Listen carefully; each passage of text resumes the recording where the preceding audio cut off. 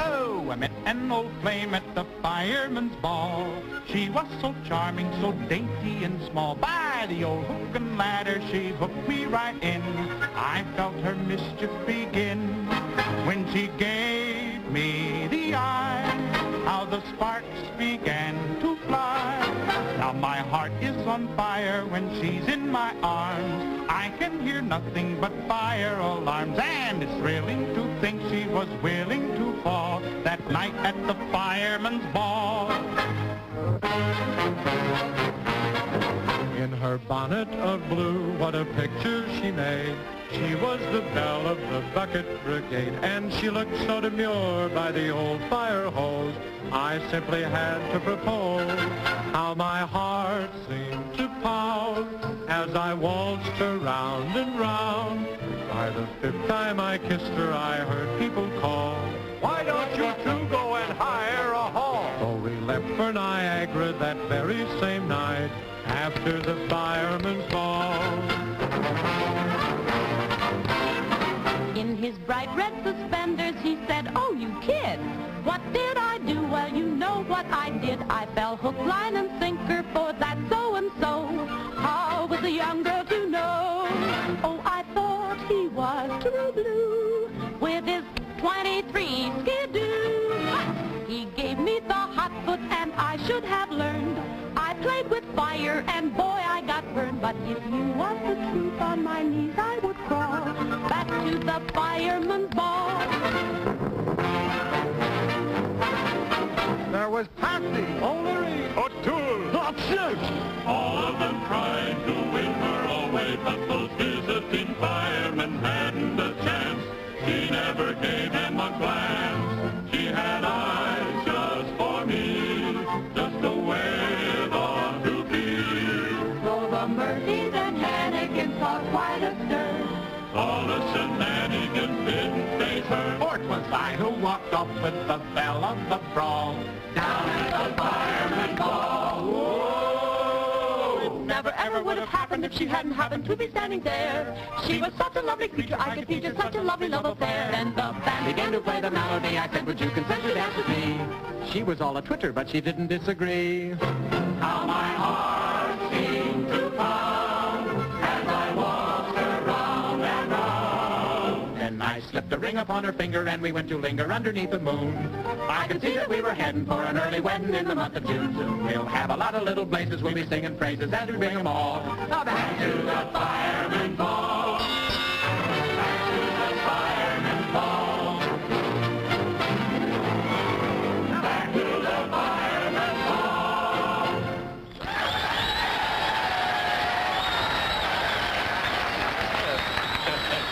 Very good, Lulu, very good indeed. Didn't I tell you I had some interesting protégés? That one there, the one with the little blue hat. Patricia, you mean? She's very attractive. I'll have to keep my eyes on her. You'd better keep your eyes off her, or else I'll knock them out of their sockets. What business is it of yours, may I ask? That Colleen happens to be my daughter. That's what business it is. And if I catch you filling her foolish head with foolish notions... Are you implying that I... No, Dilly. He means the theater. Well, what's foolish about the theater? The theater, well, that's only for show-offs and brazen women. And no decent place for any self-respecting man or woman. I'm of the theater, Naz. But you're an exception. But I still say... Oh, you say? You say? And I suppose it's better for the self-respect to sit around a fire station all day, just waiting for an alarm to ring. Just sitting there hoping that somebody's house will be burned down, and then licking your chops if somebody's going to be toasted rare, medium, or well done. Hanging man, I save lives. And we in the theater save souls. Boys, don't spoil your appetite. Well, the food is coming. And for you, Matt, darling, corned beef and cabbage. Corned beef... Oh, my dear, oh, my word, what an awful combination. Oh, Dilly, darling, try it just once. I wouldn't mind trying it once, but it keeps repeating itself. All right, Ben, I'll take over. All right, boys. Well, how do you like New York? Not as much as Boston. Oh, is that so? Well, you have no Statue of Liberty. No, but we have the Cradle of Liberty, Faneuil Hall. You have no Palisades. Bunker Hill. At Trinity Church. Old North Church. Grants too. Paul Revere. You win. You forgot the one natural beauty that makes Boston a wilderness and New York a shining city. What's that? You. New York is a nice place to visit. Yes, it has quite a future, they say. It's got Fifth Avenue, Mr. Chauncey Depew. And the street that is known as Broadway. New York has a glamour. What is it that makes every stranger so gay? New York is a nice place to visit. But it's also a nice place to stay. New York has its own lonely pastures, where Astors and Vanderbilts call. It's got Diamond Jim Brady and Rosie O'Grady. It's even got Tammany Hall. It's rowdy and bawdy and gaudy. And people from Brooklyn may say, New York is a nice place to visit. But we say it's a nice place to stay.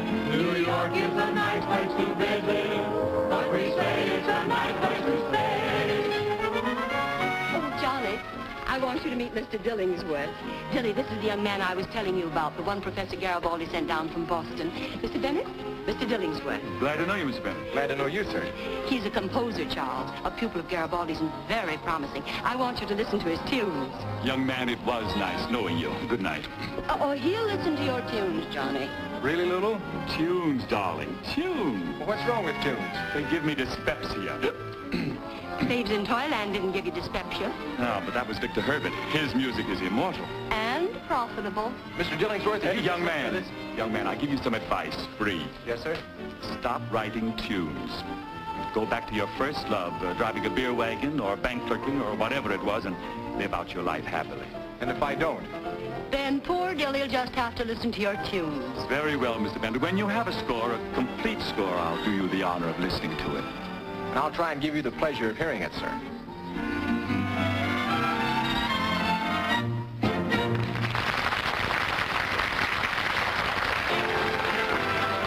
Now that I've had a sample, how about each and every dance?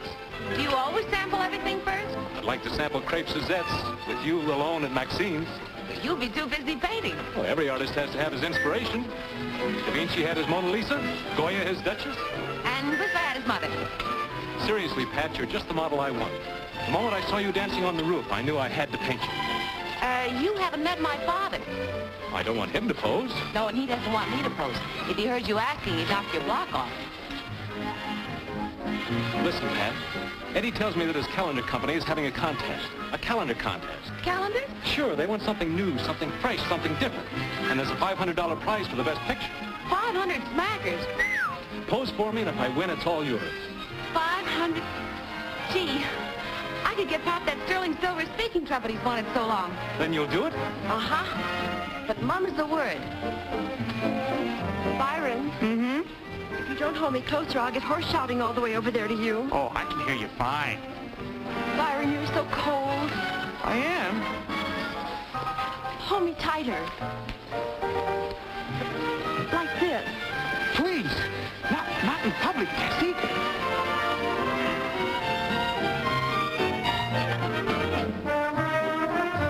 Everybody here got the tickets for the Jamboree?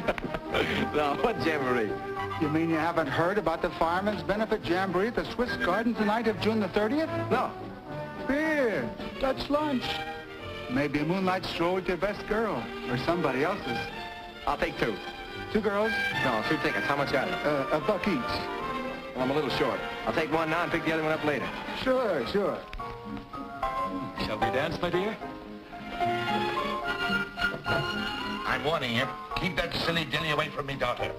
Do you want her to be an ignorant Irishman like yourself? Well, that's better than being no Irishman at all. Oh, Matt, she needs grooming. You can't grow her up to be a fire chief. Matt, he's here. Who's here? Oh, Smorgasbord himself, Foreman Olson. What?